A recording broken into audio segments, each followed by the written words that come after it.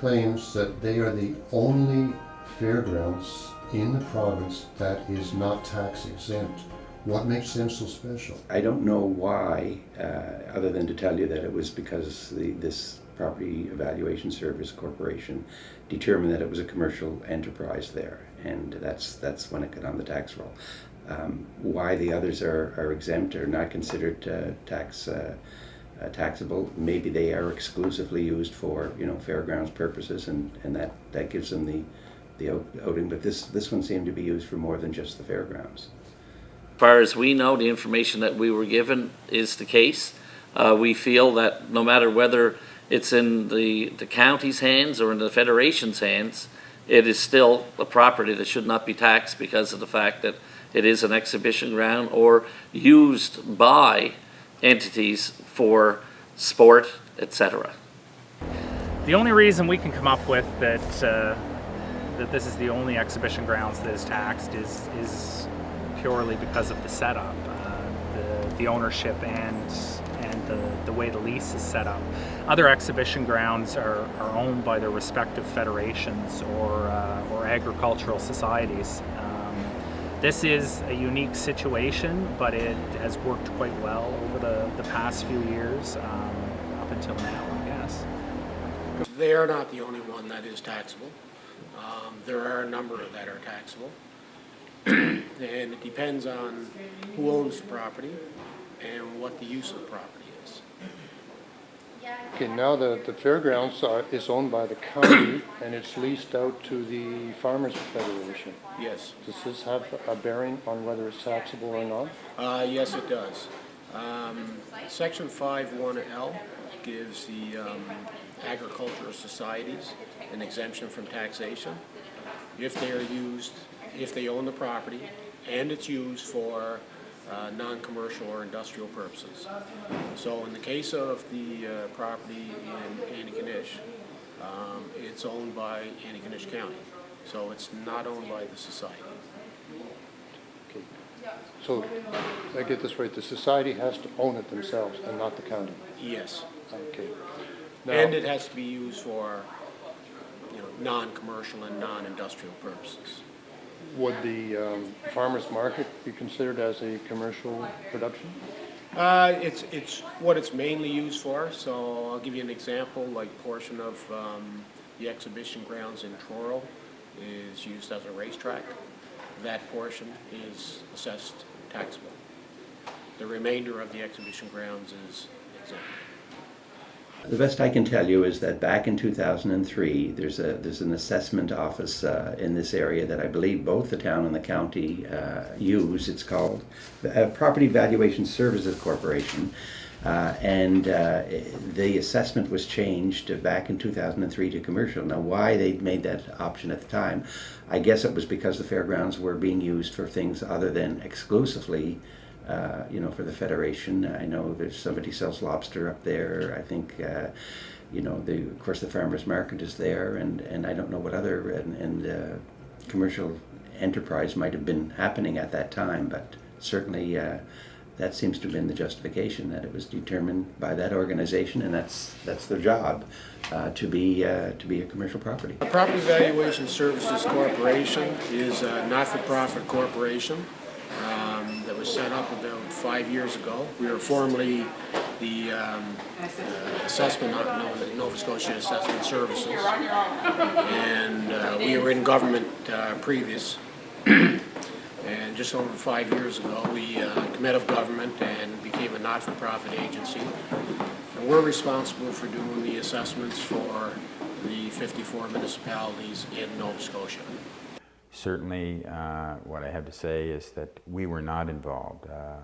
PVSC, the Property Valuation Services Corporation, were the ones that initially sent them their tax assessment. What is written in the MGA is that any properties that go beyond 3 years without taxes being paid, they're to go on the market for sale, so we can collect our back owing taxes.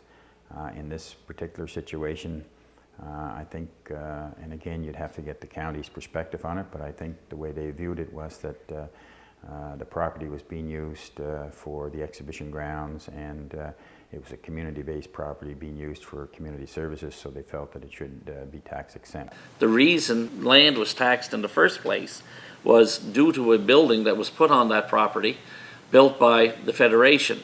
And then they had to get a permit. Once the permit was issued, somebody with the assessment department ended up putting it on the roll, and that was erroneous on their part to do that. They should have recognized at the time that it was an exhibition ground and that it should not be taxed in the first place. This has been going on for quite some time. Approximately 10 years ago, Property Valuation Services began to tax the exhibition grounds. At first it was an education tax on the 4-H barn or something like that. But anyway, that after a couple of years escalated into a full commercial property taxation. And at the time we seen it as a mistake, I guess, something that would be sorted out in the next year or two, right? And I guess that was 10 years ago, and it's still in the process today. Well, 2003 was the first year that the county was assessed. What happened before that? Why were they not assessed before that? Well, they were assessed. It was assessed as exempt. I believe in the fall of 2002, there was one of the horse barns burnt down. So in 2003, we did an inspection of the property for that reason. I believe a new permit was taken out. And at that time, the assessor, when they was reviewing the property, noticed that the assessment was exempt. And in fact, it was not owned by the Agricultural Society. It was actually owned by the municipality. So in order for a municipal property to be exempt, it has to be used for municipal purposes. And it was determined that that was not a municipal purpose, since they were leasing it out from one to a third party. So the change was made. Why did the county at the beginning not appeal the decision to reclassify the exhibition ground from tax exempt to commercial tax? The reason we didn't appeal the fact that the land was going to be taxed as opposed to being tax exempt like the rest of the exhibition grounds is that once you make an appeal, the province is taken out of the factor and they don't end up correcting it. Did the county ever appeal your assessment? In fact, no. We made the change back in 2003, and this year is the first year that the assessment has been challenged in terms of the exemption. Now that the taxes are paid, what is the future of the exhibition ground? Well, the taxes are paid. It's still no different. The property is there and it can be used for other purposes. There was a study done, and in that study it was given that we could put several different businesses within that space and use it. Skateboard park for youth had also been mentioned at that time. So the land can be used for many other things. We hope that it continues on the way it's been. You know, we've put, many people have put a lot of volunteer hours in, a lot of time. You know, the buildings, they were all built, they were built with donated materials by volunteers. They're upkept by volunteers. I mean, we want to see the property continue the way it has for the past, well, I guess this is the 150th year for the exhibition this year, and we'd like to see another 150. I mean, the same goes for the farmers market. A lot of time has been put into that in the last few years, and it's grown to be quite an event, and we hope to see that continue on. Does the farmers market have anything to do with the Federation? No, but we support it, I guess. Quite a few of our members are associated with the farmers market.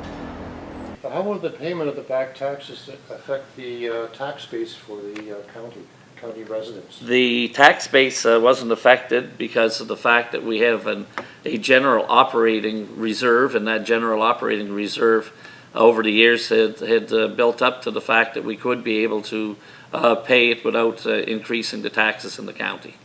So we were, as we went along, there was monies that were accrued and put away for the day in case the court decided that we would end up having to be the ones that paid.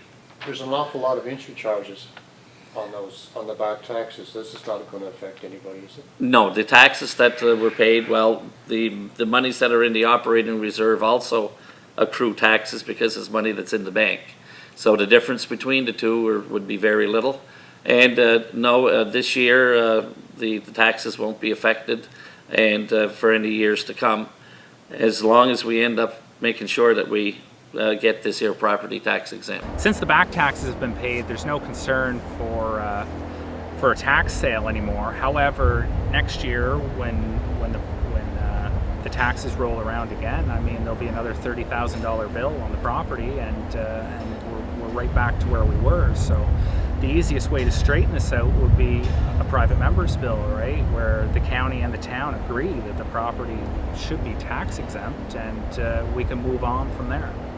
I got elected in October of '09, and one of the very early files that I looked at was one that it came to my attention that the town and the county wanted to have a private member's bill issued to have the fairgrounds made exempt. And that was a project that was started by the former MLA, Angus McIsaac, and for whatever reason it never got through. And then when I looked at it, I said, sure, I'll go ahead and bring this forward. I went to the Legislative Council, Mr. Gordon Hebb, and he said, well, in order for me, there's some work involved in bringing a bill forward. He said, in order for me to spend the time and the energy and the work to do this, I want to make sure that both the town and the county are on side. So I got in touch with both and said, we're quite prepared to go forward with it, but each of the municipal units, the town of Antigonish and the county of Antigonish, their councils will have to pass a resolution saying that that's what they want, that they want to make the fairgrounds exempt for tax purposes. And that's as far as it went. We never did get those resolutions that would enable us to go forward with the bill. Well, the private members bill has been through a few iterations so far. Back when this all began, we lobbied both the county and the town to sign a private members bill. The county have put forth that legislation, and the town have been reluctant to sign off on it thus far. That is right now the easiest way to straighten this all out. Carol Chisholm, Mayor of the town of Antigonish. Russell Boucher, I'm the warden for the county of Antigonish. Dustin Smickles, I'm the president of the Antigonish Guysborough Federation of Agriculture. I've been the mayor for 5 years. Warden just since last November. And previous to that, I ran Pizza Light on Main Street for 20 years. I've been a councillor for 27 years, going on my 28th year. My name is Morris Smith. I'm the MLA for Antigonish. My name is Lloyd McLeod, and I'm the Senior Commercial Manager for Property Valuation Services.